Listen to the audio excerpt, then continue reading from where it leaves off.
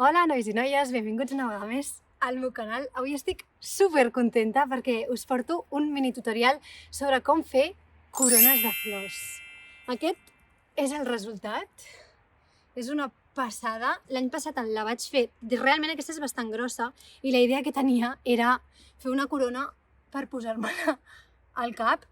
Sincerament m'ha quedat gran. És super fàcil de fer i és super entretingut, però és això, que s'ha de tenir molt en compte les mides. Així doncs, comencem. Per fer una corona de mimosa necessitarem mimosa, evidentment.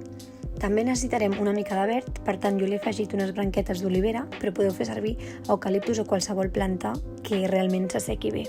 No hi ha cap tipus de problema.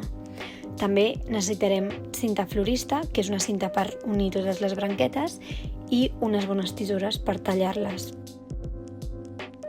I per últim, doncs necessitem algo per fer la base de la corona, que serà, en aquest cas, filferro, però si teniu qualsevol cosa circular també va bé.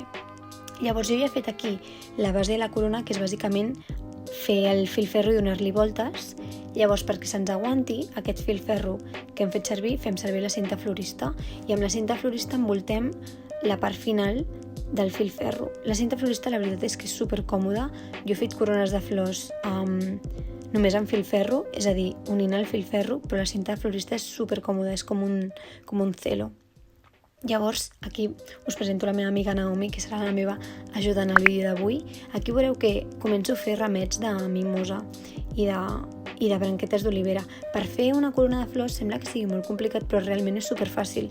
L'únic que heu de fer són petits ramets amb les branquetes de la mimosa i de l'olivera i heu de tenir molt en compte la mida, és a dir, si voleu una corona pel vostre cap, doncs potser la mida ha de ser més petita que si voleu fer una corona ornamental.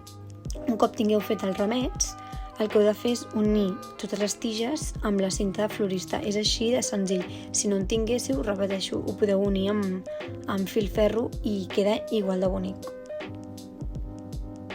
Llavors, bàsicament, un cop heu fet un ramet, n'heu de fer moltíssims perquè la idea és que aquests ramets els anirem enganxant a la base, un sobre l'altre, i acabarà quedant una corona de flors enorme.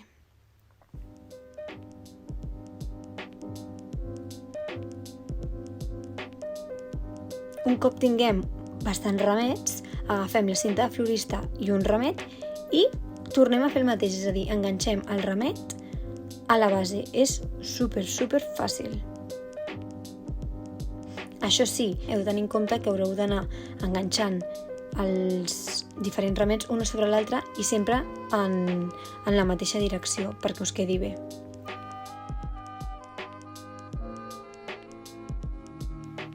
Veieu? Aquí estem ja veient el resultat de com està quedant. Aquí, bàsicament, ja portava la meitat de la corona i volia veure com em quedava. La veritat és que em vaig passar, és a dir, és una corona super potent i aquí, bàsicament, estava fent el tonto amb tots els meus companys que fèiem corones. I aquest és el resultat final de la corona de mimosa. La veritat és que m'encanta fer-ne perquè la mimosa és una flor super agraïda i aquesta vegada la corona em va quedar molt gran, a tenir en compte que si feu corones heu de fer-les amb la mida del vostre cap exacta. I res, això és tot, espero que us hagi agradat molt, un petó, una abraçada i ens veiem molt aviat.